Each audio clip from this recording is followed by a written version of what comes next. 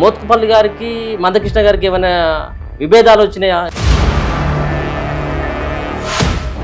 నేను ఏం చెప్పాలి, అది సరే మనము కడప దించుకుంటే కాళ్ళ మీద పడతా అంటారు.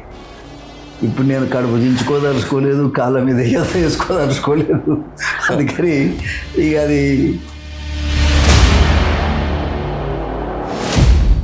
ఒక మాట చెప్పగలుగుతా ఏంటంటే కొంచెం ఒట్టెద్దు పోకడా ఉన్నాయి కృష్ణ దగ్గర. అది సరి అయింది కాదు. మీరైనా కనీసం ఫోన్ చేసేటువంటి ప్రయత్నం 100 సార్లు చేశాను. మీరు కూడా చేసి మందకృష్ణ గారికి 100 సార్లు మాట్లాడలేదు సార్ ఏమన్నా? ఫోన్ రిప్లై లేకపోతే నేనేం చేసేదే, మరి ఎందుకో ఏడున్నాడు పోతే మీరు కొట్టుకపోతారు అన్నటువంటి వ్యాఖ్యలు లేదు. అసలు యాక్చువల్గా అది ఎవరైనా హర్ట్ అయి ఉంటే ఐఎమ్ సారీ. నమస్తే. ఎస్సీ వర్గీకరణ పైన 30 ఏళ్ల పాటు సుదీర్ఘమైనటువంటి పోరాటం. సో ఈ పోరాటంలో ముందు నుంచి కొట్లాడుతున్నటువంటి వ్యక్తిగా, మరో పక్కన ఈ ఎస్సీ వర్గీకరణ విషయంలో మందకృష్ణ సాధించినటువంటి విజయంగా ఒక పక్కన ఆ వర్గం నుంచి చెప్తున్నప్పటికీ కూడా మందకృష్ణ నోటి నుంచి వచ్చినటువంటి వాక్యం మోత్కుపల్లి నరసింహులన్న. సో మోత్కుపల్లి నరసింహులన్న యొక్క కృషి ఫలితం అని చెప్పేసి చాలా సందర్భాల్లో చెప్పినటువంటి వ్యక్తి మందకృష్ణ గారు.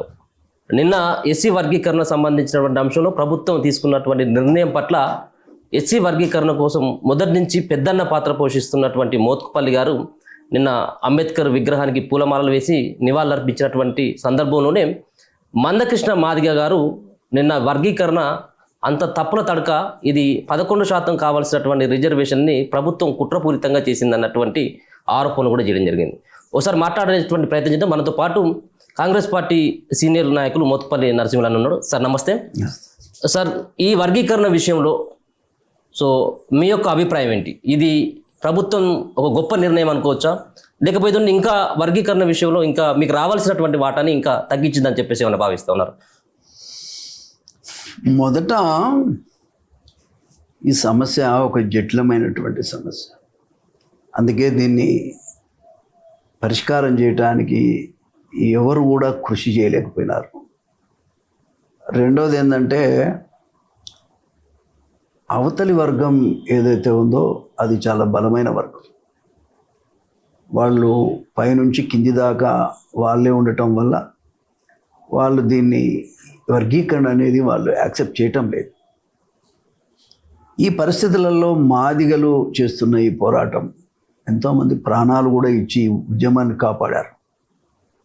వాస్తవంగా చెప్పాలంటే నేను మొదట 83లో ఎమ్మెల్యేను.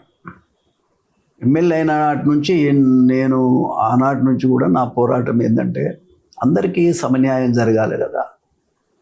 అసలు 15% ఉంటే ఉన్న రిజర్వేషన్ మొత్తాన్ని కూడా మాదిగలు ఏ రకంగా కూడా పొందలేకపోయారు. కారణం ఏంటంటే కొంత బ్యాక్వర్డ్నెస్, ఆర్థికపరమైనటువంటి పరిస్థితులు, తర్వాత చదువుకోవటంలో లేట్ అయినరు. దానివల్ల వీళ్ళు పొందలేని పరిస్థితి. చదువుకున్న వాళ్ళకి ఇప్పటికి కూడా అవకాశాలు రాక చాలా ఇబ్బంది పడుతున్న పరిస్థితి. దీన్ని దృష్టిలో పెట్టుకొని నేను స్టూడెంట్ లైఫ్లో కూడా డిగ్రీ కాలేజ్ ప్రెసిడెంట్గా చేసి డైరెక్ట్గా ఎన్టీ రామారావు దయ వల్ల నేను ఎమ్మెల్యే అయ్యాను. మాదిగ జాతిని మొట్టమొదట రాజకీయంగా గుర్తించింది ఓన్లీ ఎన్టీ రామారావు గారు, మహనీయుడు.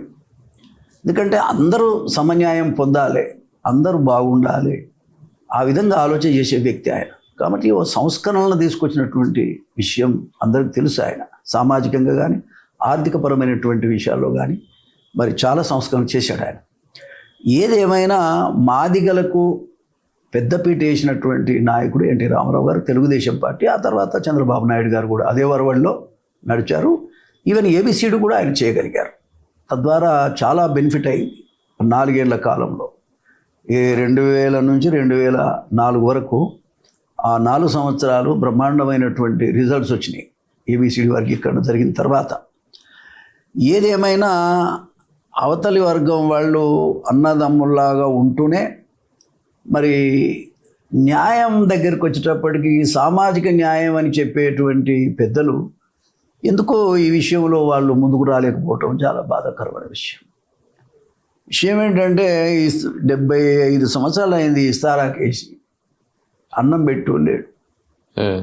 ఈ అన్నం అనేటువంటిది అందరం తినాలి కదా అనేది ఈ మాదిగ సామాజిక వర్గం యొక్క ఉద్దేశం.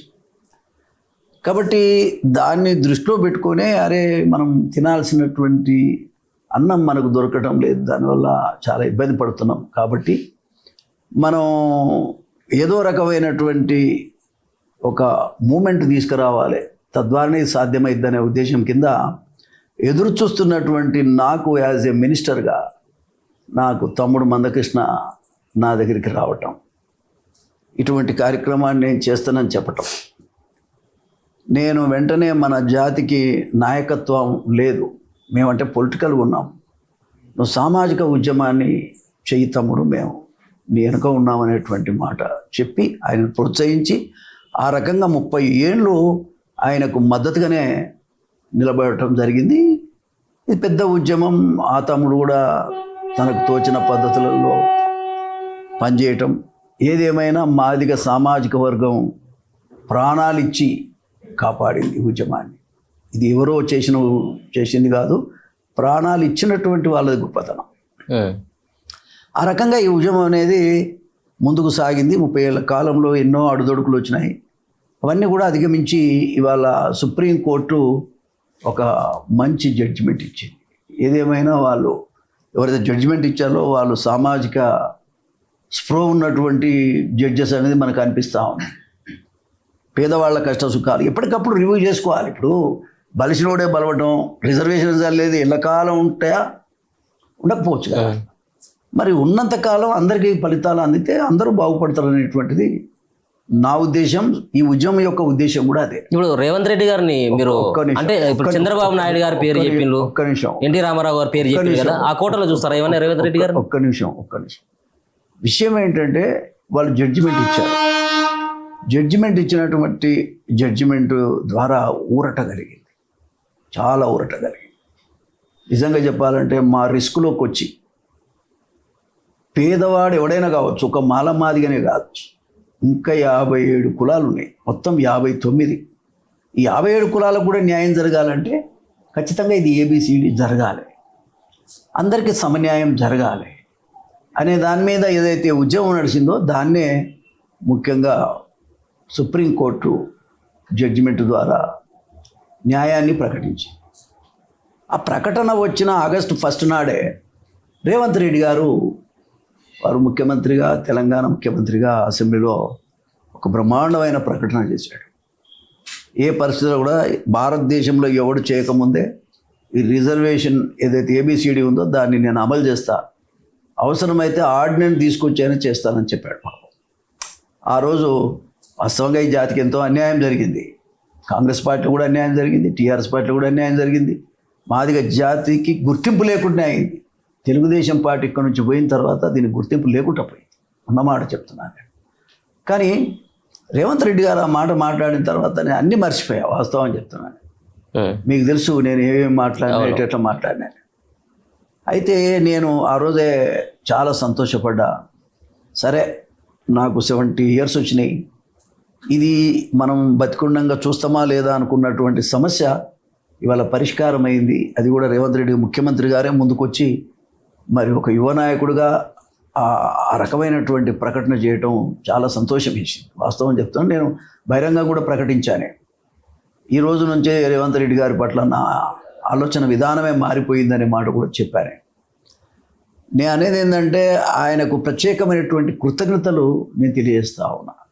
ఏదైతే నిన్న 4వ తారీఖు నాడు వారు అసెంబ్లీలో వారు ఏదైతే ప్రకటన చేశారో ప్రకటనకు బద్ధుడై మరి నిన్న దాన్ని అమలు చేసేటువంటి చట్టాన్ని అసెంబ్లీలో ప్రవేశపెట్టడం, మరి అతను చట్టం తయారు చేయటం, బిల్లు ప్రవేశపెట్టడం, చట్టం తయారు చేయటం, అది అమల్లోకి తెస్తామనేటువంటిది సభ ద్వారా వారు ఆయన చేసిన నిర్ణయాన్ని ప్రకటించినట్లయింది. తద్వారా ఒక పాజిటివ్ రిజల్ట్ రావటం నాకు చాలా సంతోషంగా ఉంది. రేవంత్ రెడ్డి గారు ఏదైతే కట్టుబడి ఉన్నానని చెప్పడమే కాక దాన్ని చట్టంగా మార్చి ఇలా అమల్లోకి తెస్తున్నటువంటి పరిస్థితి చాలా సంతోషకరమైన విషయంగా ఈ సందర్భంగా నేను తెలియజేస్తా ఉన్నా. ఇది నాకు తెలిసినంత వరకు ఎవరికి కూడా అంత చిత్తశుద్ధి లేకుండే. బట్ ఏదేమైనా రేవంత్ రెడ్డి గారి చిత్తశుద్ధిని సందర్భంగా నేను అభినందిస్తూ ఉన్నా. మా జాతి మొత్తం కూడా నిన్న ఇవాళ అంత పెద్ద ఎత్తున పండుగలు చేసుకుంటాం. ఎందుకు మరి మందకృష్ణ గారు ఎందుకు సమర్థించట్లేదు మరి దీన్ని? మందకృష్ణ ఏమనటం లేదు. మందకృష్ణ కానీ నేను కానీ ఇదంతా కూడా ఒక మంత్రి పేరు కూడా మీ మాదిగ సామాజిక వర్గానికి చెందినటువంటి దామోదర రాజనరసింహ పేరు కూడా తీసిండు. ఇలా కుట్ర జరిగిందంటూ ఒక్క మాట మీరు దేనికి దానికే ప్రశ్న వేయండి, అప్పుడు సమాధానం మీకు కరెక్ట్గా వస్తుంది. ఇప్పుడు మందకృష్ణ కూడా జరిగిన దాంట్లో గిట్ట జరిగితే బాగుండాలని చెప్పాల్సి వస్తుంది. ఎవరైనా నేను కూడా చెప్పాను కదా. ఇప్పుడు వాస్తవంగా చెప్పాలంటే 32 లక్షల పైచిలకు ఉన్నారు మాదిగలు. కాబట్టి మరి దానికి తగ్గట్టుగా పర్సంటేజ్ కూడా ఉండాలనేది ఆయన చెప్తున్నటువంటి విషయం. 9% ఇచ్చారు మాదిగలకి, మాలలకి 5%, మాలకు ఉపకులాలకు 5% ఇచ్చారు. 1% మిగతా అన్ని కులాల వాళ్ళకి ఉపకులాలకు ఇచ్చారు. సంతోషం. కానీ ఇంకా 1-2% ఏదైతే రావాలనేటువంటిది ఉన్నదో అసలు మొదట గాడిన పడాలి కదా, ఇది అమల్లోకి రావాలి కదా. ఇది అమల్లోకి వస్తే ఆ పర్సంటేజ్ తగ్గింది అనేటువంటిది ఎప్పుడైనా దాన్ని పూడ్చుకోవచ్చు అంటా నేను. కాబట్టి ఇప్పటికిప్పుడు పంచాయతీ అవసరం లేదు, కాకపోతే ప్రభుత్వ దృష్టికి తేవటం అనేది అవసరం. అదే మందకృష్ణ మాదిగ తీసుకొచ్చిండు తప్ప వేరే ఉద్దేశం కాదు. ప్రభుత్వం చేసిన దాన్ని స్వాగతిస్తూనే ఇంకా కొంచెం మెరుగైన పద్ధతిలో చేయాల్సి ఉండే అనేటువంటిదే మందకృష్ణ మాదిగ గారు చెప్తున్నటువంటి విషయం. దాని తప్పేమున్నది, దాని తప్పు కూడా ఏం లేదు కదా. నేను కూడా అదే చెప్తున్నా. ఖచ్చితంగా 1-2% కూడా భవిష్యత్తులో ప్రభుత్వం రేవంత్ రెడ్డి గారు తప్పకుండా చేస్తారని నమ్మకం నాకు ఉంది. ఎందుకంటే ఇంత పెద్ద పంచాయతీనే తీర్వంగా అది పెద్ద సమస్య. కాన్స్టిట్యూషన్నే మారుస్తున్నాం, ఇదేం పెద్ద పని అది. కాబట్టి ఏ పరిస్థితిలో కూడా ఏదైతే నష్టం జరిగిందో ఆ నష్టాన్ని కూడా భర్తీ చేస్తారనే నమ్మకం నాకుంది. సో ఒక పక్కన నిన్న మందకృష్ణ గారు మాట్లాడుతూ మీ సామాజిక వర్గానికి చెందినటువంటి మంత్రి దామోదర రాజనరసింహ దీంట్లో కుట్రలు చేయడం జరిగింది, ఆయన ఒక మౌన మునిని, ఆయన మంత్రి పదవిని కూడా రాజీనామా చేయాలంటూ ఆయన వ్యాఖ్యలు చేయడం జరిగింది మందకృష్ణ మాదిగ గారు. ఆయన బదులు ఇంకొక 2 మాదిగలకు అవకాశం ఇవ్వాలంటూ ఆయన మాట్లాడడం జరిగింది. సో మీ మంత్రిని, మీ సామాజిక వర్గానికి సంబంధించిన మంత్రిని సైతం కూడా మందకృష్ణ గారు నమ్మకపోవడం, ఆ విధమైనటువంటి వ్యాఖ్యలు చేయడం, సో మీరు కాంగ్రెస్ పార్టీ సీనియర్ నేతగా మందకృష్ణతో పయనించినటువంటి వ్యక్తిగా ఎట్లా చూస్తారు సార్? జస్టిస్ చేయటానికి కులం అక్కర్లే. ఇప్పుడు రేవంత్ రెడ్డి మాదిగా అయితే కాదు కదా, కానీ నిర్ణయం అయితే చేశాడు కదా, న్యాయం చేశాడు కదా. ఓకే ఏమే. కాబట్టి ఒక నిర్ణయాన్ని, ఒక న్యాయాన్ని చేయటంలో కులం అనేది ప్రాతిపదిక కాదు. కాబట్టి ఇక్కడ దామోదర్ రాజనరసింహకు మంత్రి పదవి ఇవ్వటం మాకెవరికి అభ్యంతరం లేదు, నాకైతే అభ్యంతరం అంతకంటే లేదు. కానీ మాదిగ కులం నుంచి ఒక్కరు లేకపోవటమే బాధాకరం. ఇప్పుడు గత 10 సంవత్సరాలుగా అటు టీఆర్ఎస్ గవర్నమెంట్లో కూడా మాదిగ కులానికి గుర్తింపు లేదు, ఇప్పుడు కాంగ్రెస్ గవర్నమెంట్లో కూడా మాదిగ కులానికి గుర్తింపులు. మాదిగ అనే పదం ఉన్నటువంటి వ్యక్తి ఏ వ్యక్తి కూడా లేడు. అది బాధాకరం. అందుకనే నేను నిన్న కూడా చెప్పా, ఇవాళ కూడా చెప్తున్నా, ఖచ్చితంగా మరీ ముఖ్యమంత్రి గారు దృష్టి చేస్తున్నా, మీరు చేసినటువంటి వర్గీకరణ వల్ల ఏ ఉత్తేజం అయితే వచ్చిందో దాన్ని కొనసాగింపుగా భరోసా కలిగించడానికి కులానికి ఖచ్చితంగా ఒక మాదిగ మంత్రి ఉండాల్సిన అవసరం ఉంది. ఈ మాదిగ మంత్రిని ఇవ్వటం వల్ల అభివృద్ధి పదంలో ఈ ప్రభుత్వం ముఖ్యంగా మాదిగలకు అండగా ఉన్న ప్రభుత్వంగా మీకు పేరు వస్తుంది. కాబట్టి ఖచ్చితంగా మాదిగలకి గుర్తింపు ఇవ్వాల్సిన అవసరం ఉంది. ఇప్పటిదాకా గుర్తింపు ఇవ్వలేదు, ఇవ్వాలని కూడా ఈ సందర్భంగా నేను కోరుతాను.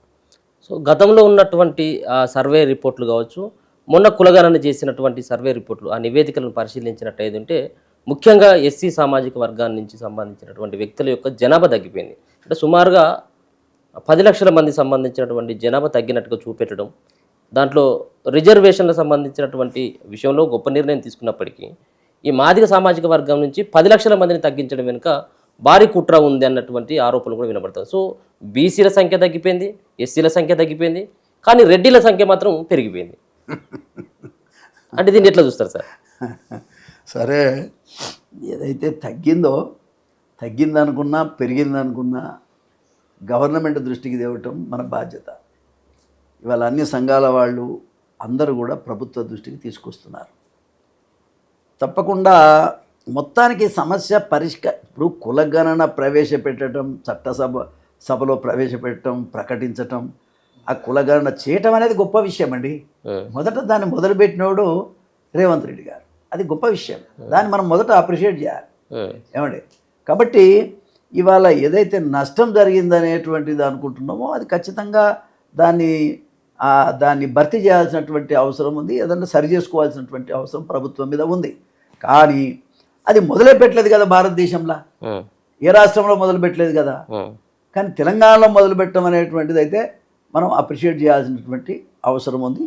చాలా అభినందించాల్సినటువంటి అవసరం కూడా ఉందని కూడా ఈ సందర్భంగా నేను తెలియజేస్తా ఉన్నా. ఈ రెండు ఘట్టాలు, ఒకటి కులగణన కానీ, రెండోది ఎస్సీల వర్గీకరణ విషయంలో కానీ, ఈ రెండు కూడా చాలా జటిలమైనటువంటి విషయాలు. రెండింటిని కూడా సరే వాటిని ముట్టుకోవడం వల్ల కొంత నష్టం లాభం అనేది పక్కన పెట్టి చెయ్యాలనే తపన ఉండటం అనేది మనం మొదట అప్రిషియేట్ చేయాలి, వారిని అభినందించాల్సినటువంటి అవసరం ఉంది. ఖచ్చితంగా ఈ కులగణన విషయంలో బీసీల శాతం తగ్గటం అనేది జరిగిందనేది మరి అందరూ చెప్తున్నారు కదా, ఒక్కరు చెప్పటం లేదు. అందరు చెప్పినప్పుడు ప్రభుత్వం ఖచ్చితంగా ఆలోచించాలి. మరి అదేవిధంగా ఎస్సీలది కూడా ఏ కోణంలో ఎక్కడ తగ్గిందనేది అది కూడా ఆలోచన చేయాలి. తర్వాత మాదిగలకు ఏదైతే 1-2% తక్కువైందో అది కూడా ఆలోచన చేయాల్సినటువంటి అవసరం ఉంది. అన్నిటికంటే మించి మాదిగ మంత్రే లేడు కాబట్టి ఇది చాలా బాధాకరం. ప్రతి మాదిగ కూడా ఇవాళ చాలా బాధపడుతున్న విషయం ఏంటంటే కనీసం మేము పోయి మా మాదిగ మంత్రి ఉండని చెప్పుకుందామంటే ఒక మనిషి లేడు. కాబట్టి అది ఏ విధంగానైనా ఆ రకమైనటువంటి పరిస్థితి లేకుండా చూడాల్సినటువంటి బాధ్యత ప్రభుత్వం మీద ఉంది. ఖచ్చితంగా మాదిగ మంత్రిని మరి మంత్రివర్గంలోకి తీసుకోవాల్సిన అవసరం ఉందని కూడా ఈ సందర్భంగా నేను తెలియజేస్తాను. సార్ ఇంకొక మాట, సరే ఎస్సీలకు సంబంధించినటువంటి సమస్య ముందుగా మీ జాతికి సంబంధించినటువంటి దాంట్లో న్యాయం దక్కిందన్నటువంటి ఉద్దేశాన్ని మోత్కుపల్లి గారు చెప్పడం జరిగింది. మాకు న్యాయం జరగడం కాదు, అందరికీ న్యాయం, మొత్తం మీ మాదిగ ఉపకులాలకి మాలలకి అందరికి కూడా. సో బీసీల సభలో మొన్న మీరు అక్కడ వరంగల్లో ప్రత్యక్షం కావడం జరిగింది. దాంట్లో మీరు కొన్ని వ్యాఖ్యలు చేయడం జరిగింది. ముఖ్యంగా దాంట్లో కొన్ని వ్యాఖ్యలు మీకు వినిపించేటువంటి ప్రయత్నం కూడా చేస్తా. సరే మీకు గుర్తుందా లేదా మరి అక్కడ ఆవేశంగా మాట్లాడినా లేకపోతే ఎందుకు మాట్లాడినో తెలియదు, కానీ మీరు అన్నటువంటి మాటను నేను ఒకసారి ప్రస్తావిస్తాను మీ దగ్గర. మీరు అక్కడ మరి సరే ఓకే, అక్కడ మందిని చూసిన తర్వాత జనాలను చూసినాక ఊపు వచ్చిందేమో జనాన్ని, అంతేనా? మరి ఉచ్చపోతే మీరు కొట్టుకపోతారు అన్నటువంటి వ్యాఖ్యలు అసలు యాక్చువల్గా అది ఎవరైనా హర్ట్ అయి ఉంటే ఐఎమ్ సారీ నేను దాని విషయంలో. కానీ అక్కడ జరిగింది ఏమిటి అంటే డయాస్ మీద ఈ స్క్రోలింగ్స్ అన్నీ వస్తూ ఉన్నాయి. ఏది మల్లన్న సభ మీద, ఏదైతే బీసీల సభ మీద కామెంట్లు, బీసీలు అంతా రెడ్ల ఉచ్చదాగే బతకాలి, రెడ్ల ఉచ్చదాగే బతకాలి బీసీలంతా కూడా అనేది 10 మంది దాకా అట్లా పెట్టినట్టుగా చూపిస్తూ ఉన్నారు. చర్చ అంతా డాష్ మీద ఇదే జరుగుతుంది. అంటే కులాన్ని ఎవరన్నా తప్పే, కులం కాదు అక్కడ. ఎవరైతే ఆ రకమైన ఆలోచన కలిగి ఆ రకమైన మెసేజ్లు పెడుతున్నారో వాళ్ళను దృష్టిలో పెట్టుకొని మాట్లాడినదే తప్ప కులాన్ని కాదు. రెండోది అది అందరికీ ఆపాదించుకోవాల్సిన అవసరం లేదు. అది ఎవరు అంటున్నారో వాళ్ళకి, ఎవరు పెత్తనం చేస్తున్నారో వాళ్ళకి క్వశ్చన్ వేసి బీసీలకు న్యాయం చేయమని చెప్పడం, ఎస్సీలకు న్యాయం చేయమని చెప్పడం, ఎస్టీలకు న్యాయం వాళ్ళు చెప్పడం వేరు సార్. మీరు కూడా అనడం అరే ఇది బాగుంది. మీరు మీకు సంబంధించిన వాయిస్ ఒకసారి వినిపించే ప్రయత్నం చేస్తే. నాకు తెలుసులేదు సార్, అవసరం లేదు. ఓకే, మీరు అన్నటువంటి మాట అదే అంటున్నా ఎవరైతే ఆ స్క్రోలింగ్ మెసేజ్లు పెట్టారో ఓకే, ఆ మెసేజ్లో వాళ్ళు అక్కడ ఉన్న బీసీలు అంతా కూడా చాలా బాధపడుతున్నారు. ఓకే, ఆ బాధపడుతున్న సందర్భంలో ఎవరైతే ఆ మెసేజ్లు పెట్టారో వాళ్ళ గురించి చెప్పడం తప్ప మొత్తం కమ్యూనిటీకి కాదు. నేను చెప్పింది అయితే నా మనసులో ఉన్న విషయం చెప్తున్నా మళ్ళొకసారి. ఐఎమ్ సారీ, ఒకవేళ నేను కనుక కులాన్ని అన్నట్టుగా ఎవరన్నా అనుకుంటే మాత్రం నేను తప్పకుండా సారీ చెప్తున్న వాళ్ళకి. కానీ నేను చెప్పిన ఉద్దేశం అది కాదు.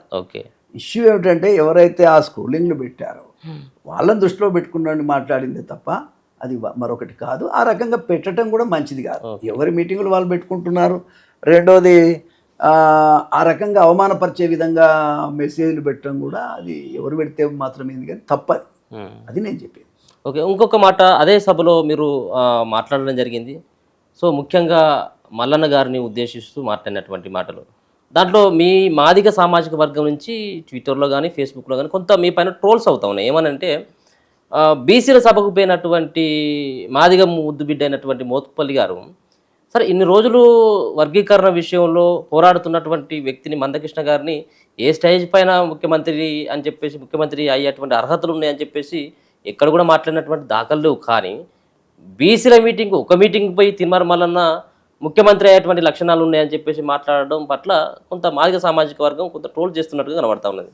సో ఎందుకు అనాల్సినటువంటి పరిస్థితి ఏర్పడుతుంది సార్ అక్కడ? అట్లేం లేదు. మందకృష్ణ మాదిగను 30 ఏళ్ళ కిందనే నువ్వు ముఖ్యమంత్రి కావాలని చెప్పాను. కానీ కృష్ణమాదిగ తమ్ముడు మరి కారణాలు ఏమైనా ఆయన నేను చెప్పినటువంటి విషయాల మీద కూడా కాన్సన్ట్రేట్ చేయలే. ఆయన రాజకీయంగా ఆలోచన చేస్తున్న విధానం కూడా లేదు. ఉంటే ఎప్పుడూ ఆయన లీడర్ అయ్యేవాడు. ఎప్పుడూ ఈ యొక్క మాదిగల ఓట్లు కూడా మార్పు వచ్చేది మాదిగల్లో. ఓకే, ఆ రకమైన లైన్ ఆయన తీసుకోలేకపోయి 30 ఏళ్ళు అయిపోయింది. ఒక మాట చెప్తాను, నేను ఎన్నడూ చెప్పిన ఇది నేను 30 ఏళ్ళ నాడు చెప్పిన నేను ఫస్ట్ నేను మా ఇంట్లో కూర్చుండబెట్టి భోజనం చేపించి మాట్లాడినటువంటి మాటలు ఒక దగ్గర ఒక పక్క మాయావతి అయింది కదా, మాయావతి రీతిలో నువ్వు కావాలి తమ్ముడు నువ్వు అనేటువంటి చెప్పింది. కానీ కృష్ణమాదిగకు పొలిటికల్ లైన్ అంత ఇంట్రెస్ట్ ఉన్నట్టుగా కనపడలే నాకు. మంచిదే ఆయన గొప్పతనం. ఇప్పుడు త్యాగాలు చేసేవాళ్ళు ఎవరైనా సరే పదవులు కోరుకోరు. నేను దాని విషయంలో వేరే ఉద్దేశం లేదు. ఎందుకు నేను కాకూడదా ముఖ్యమంత్రి? దానికి తప్ప ఉందా ఆశ ఉందా మీకు?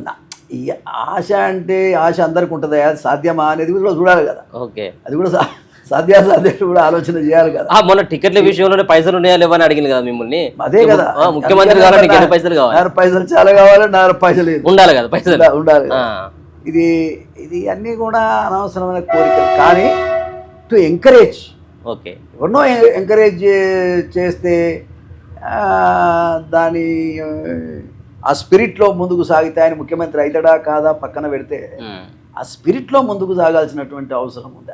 అట్లా ప్రోత్సహించడం అనేది నాకు అలవాటు, వీకర్ సెక్షన్ని. ఓకే, దాంట్లో తప్పేమున్నది. ఖచ్చితంగా మల్లన్న విషయంలో ఆయన పెట్టిన మీటింగ్ విషయంలో ఒక మల్లన్న బీసీ అంటే బీసీలే కాదు కదా, బీసీలలో ఆ వర్గానికి ఆ పేద వర్గానికి జతగా ఉండాల్సినటువంటి ఎస్సీలు కానీ ఎస్టీలు కానీ పేద వర్గాలు కానీ అందరు దాంట్లోకి వస్తారు. రేపు బీసీలు తర్వాత ఎస్సీలు ఎస్టీ అందరు కలిసి మీటింగ్ పెట్టాల్సిందే కదా. ఏ ఒక్క వర్గంతో నాయకులు కాలేరు కదా రాష్ట్రంలో. అన్ని వర్గాల వాళ్ళని కలుపుకుంటూనే అవుతారు. కాబట్టి ఎవరైనా మనం ప్రోత్సహించటం వల్ల వచ్చే నష్టం అయితే ఏమి లేదు అనేది నా ఉద్దేశం తప్ప మరొకటి కాదు. మా మందకృష్ణ అయితే నా తమ్ముడు, వాడు 30 ఏళ్ళ నుంచి నేను పెంచుకున్నాను. నేను మా తమ్ముడు, నేను ఒక పెద్ద మనిషిగా ఎందుకు ఆయన వచ్చే అవకాశం మాట్లాడే పరిస్థితి వస్తే ఖచ్చితంగా కావాలని కోరుకుంటాం కదా, తప్పేమున్నది. కానీ ఆయన నేను 30 ఏళ్ళ నాడే ప్రోత్సహించాను. రాజకీయ లైన్లో ఆనాడు ఆయన లేడు, అర్థమైంది. మరి అటువంటప్పుడు సరే అదొక మీటింగో సందర్భం వచ్చింది, ఒక పేదవాడు ప్రోత్సహిద్దామని ఒక మాట చెప్పాను నేను. ఆ రకంగా నిజంగా ఆయన అయితే సంతోషమే, తప్పేమున్నది. ఓకే, ఇప్పుడు మొన్న ఈ నిర్ణయం తీసుకున్నాక వర్గీకరణ విషయంలో ప్రభుత్వం నుంచి నిర్ణయం ప్రకటించిన తర్వాత ఇప్పుడు మీరిద్దరు అన్నదమ్ముల్లాగానే కలిసి ఉంటా ఉన్నారు మందకృష్ణ గారు మీరు. సో ఒక ఫోటో స్వీట్ తినిపించుకున్నటువంటి ఫోటోను మీ ఇద్దరు కలిసి ఆత్మీయ అలింగానాలు చేసుకున్నటువంటి ఫోటోలో ఎక్కడ కూడా చూసినటువంటి పరిస్థితి లేదు. సో దీనికంటే ముందు కూడా మోత్కుపల్లి గారికి మందకృష్ణ గారికి ఏమైనా విభేదాలు వచ్చినాయా? ఎందుకంటే మందకృష్ణ గారు ఒక ప్రోగ్రాం ఏర్పాటు చేయడం జరిగింది, ఏదైతే 1,00,000 డప్పులు 1,000 గొంతులు అన్నటువంటి కార్యక్రమంలో చాలా ప్రెస్ మీట్ ప్రతిరోజు కూడా ప్రెస్ మీట్ పెట్టడం జరిగింది. కానీ ఏ ఒక్క ప్రెస్ మీట్లో మోత్కుపల్లి గారు కనిపించలేదు. సో ఎందుకు విభేదాలు ఏమన్నా ఉన్నాయా, లేకపోతే మీకు సమయభావం వల్ల మీరు వెళ్ళలేకపోయినా వాళ్ళ దగ్గర నుంచి ఆహ్వానం ఏమన్నా లేదా? ఏంటి సార్ అసలు అంటే మళ్ళీ మీరు కలిసి పోరాడేటువంటి పరిస్థితి ఉందా లేదా? ఇవన్నీ చూసిన తర్వాత అంటే ఇంత పెద్ద నిర్ణయం తీసుకున్న తర్వాత కూడా మీరు కలిసి ఉన్నటువంటి ఫోటోలు కానీ ఇక్కడ కూడా కనబడట్లేదు అసలే. నేను ఏం చెప్పాలి, అది సరే మనము కడుపు దించుకుంటే కాళ్ళ మీద పడతా అంటారు. ఇప్పుడు నేను కడుపు దించుకోదలుచుకోలేదు, కాళ్ళ మీద వేసుకోదలుచుకోలేదు. అందుకని ఇక అది కాలం వచ్చినప్పుడే కొన్ని విషయాలు చెప్పాల్సి వస్తుంది, చెప్తాం. అని ఇప్పటికిప్పుడు ఇది సందర్భం కాదు. ఆయన ఒక మాట చెప్పగలుగుతుంది ఏంటంటే కొంచెం ఒట్టెద్దు పోకడా ఉన్నది కృష్ణ దగ్గర, అది సరి అయింది కాదు. నేను ఎన్నడూ ఏమో ఆశించింది కాదు. ఈ ఉద్యమంలో నేను చొరబడితే నాకేమీ అద్దు లేదు, నాకెవడు ఆపేటోడు కూడా లేడు. ఉమ్. కానీ ఆయననే ముందు పెట్టాలనే నడిపించినటువంటి వ్యక్తిని.